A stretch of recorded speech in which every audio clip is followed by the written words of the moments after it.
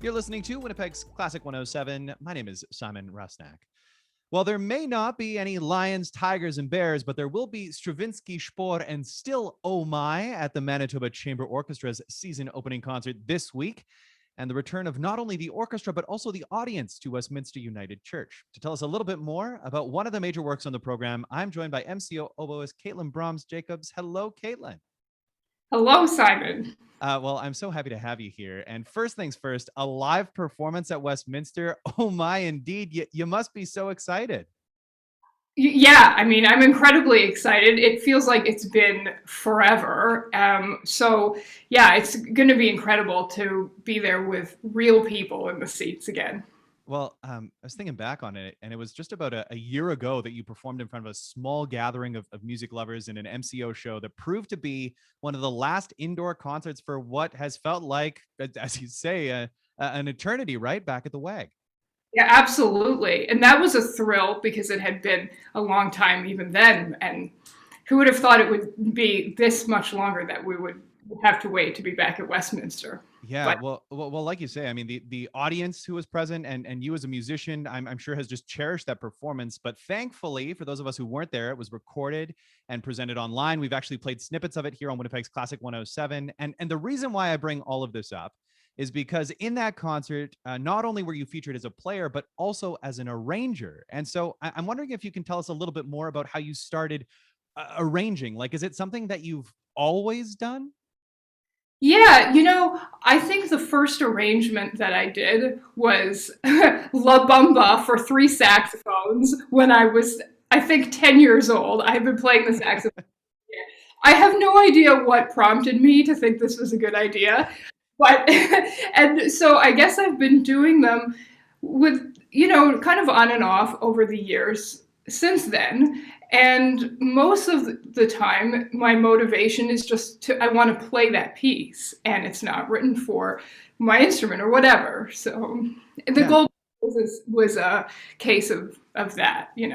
Yeah, I mean, you make it sound so simple. Like, well, I want to play that, but there is a real art to it, isn't there? And I think what is very clear in your tackling of the iconic Goldberg variations, which was played in that concert at the WAG, is that you could be true to the core of the work, but also still explore the new possibilities and the voicing in your adaptation for oboe and English horn and bassoon.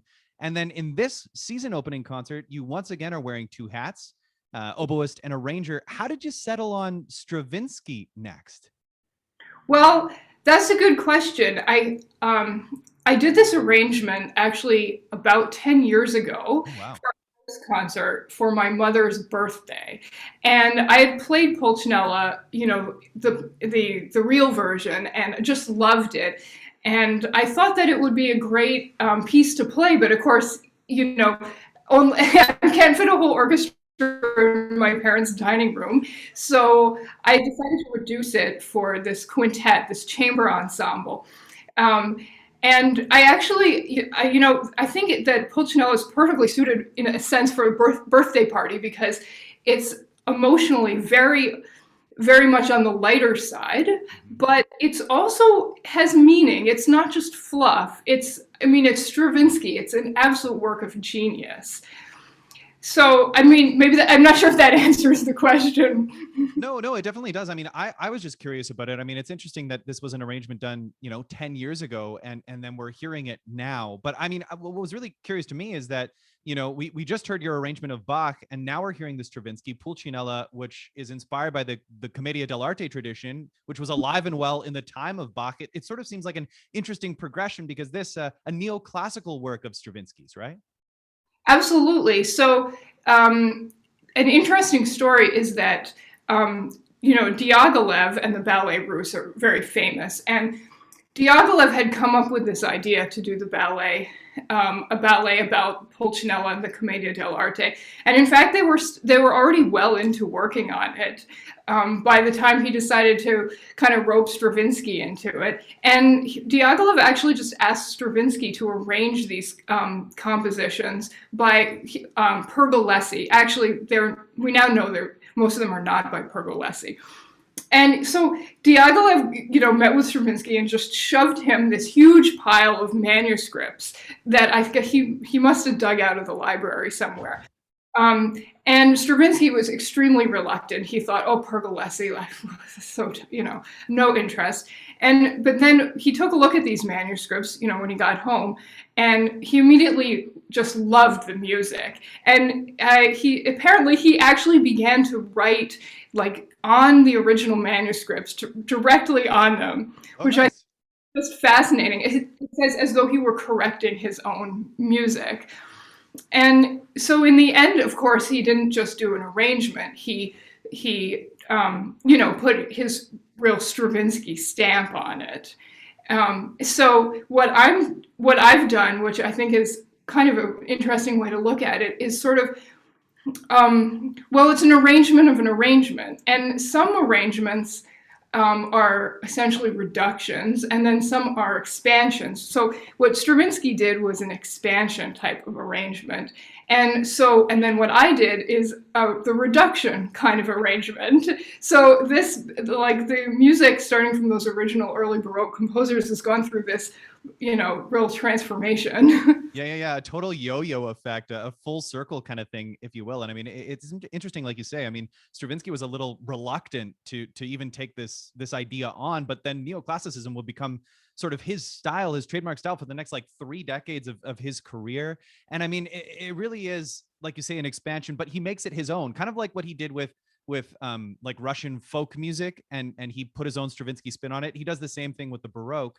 So can you tell us about more about your spin on it? Like, for which instruments is it arranged? You kind of alluded to it. 5 instruments, you said? Yeah. So it's for flute, oboe, violin, viola, and cello.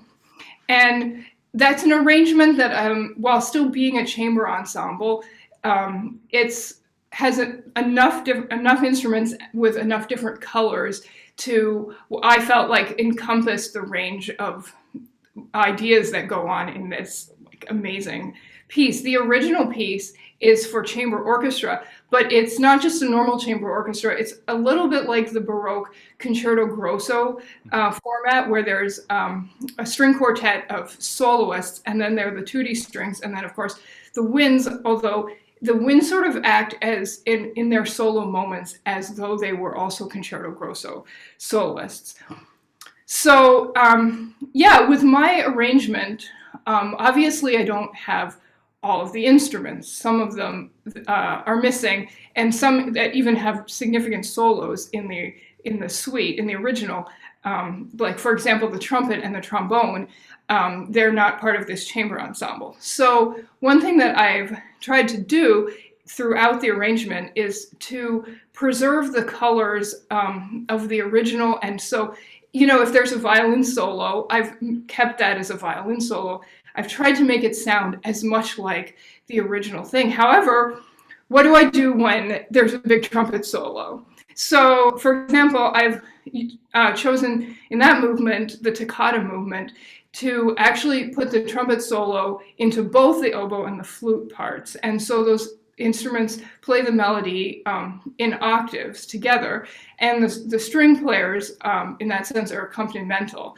And it's kind of an interesting choice to make there, because, of course, when you have such a limited number of instruments, and so much going on, I mean, Stravinsky, a million things going on at once.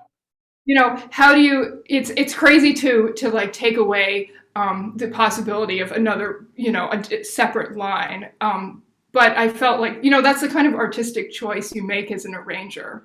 Yeah, I mean, I wanted to ask you about the challenges of arranging, but I think you just spoke to that. You need to be a problem solver, and the thing about being an arranger and a good arranger, as you are, is that you almost make it sound easy. Like, of course we would double this instrument here, or of course we would substitute this for that. So let me ask you this instead.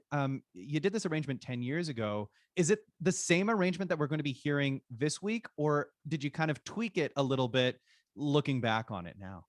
Oh, certainly I've tweaked it. I've edited it. I've changed a few things. And the biggest thing that I did was actually typeset it onto the computer. When I wrote it originally, I wrote it out by hand on manuscript. You didn't want to hand it out to everybody in the ensemble? They didn't want to show that off?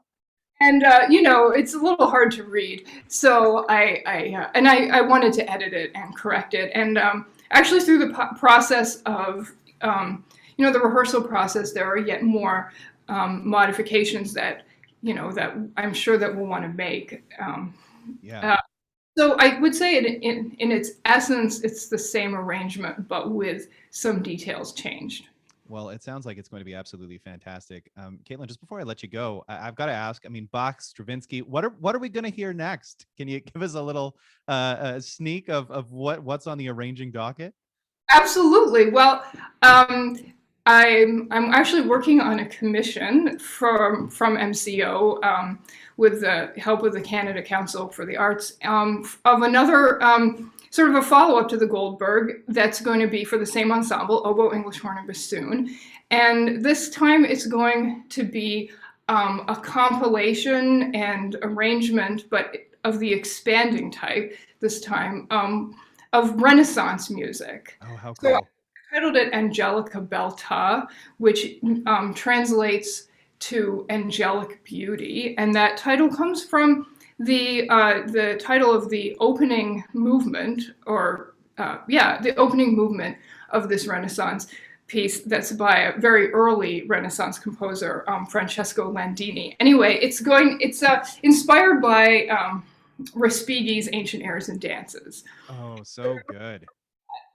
Oh, so much to look forward to. And in the meantime, we can look forward to your arrangement of Stravinsky's Pulcinella, part of the MCO's season opening concert, Tuesday and Wednesday, September 21st and 22nd, 7:30 p.m. at Westminster. Caitlin, thanks for taking the time to chat with me today. Thank you so much. It's been an absolute pleasure.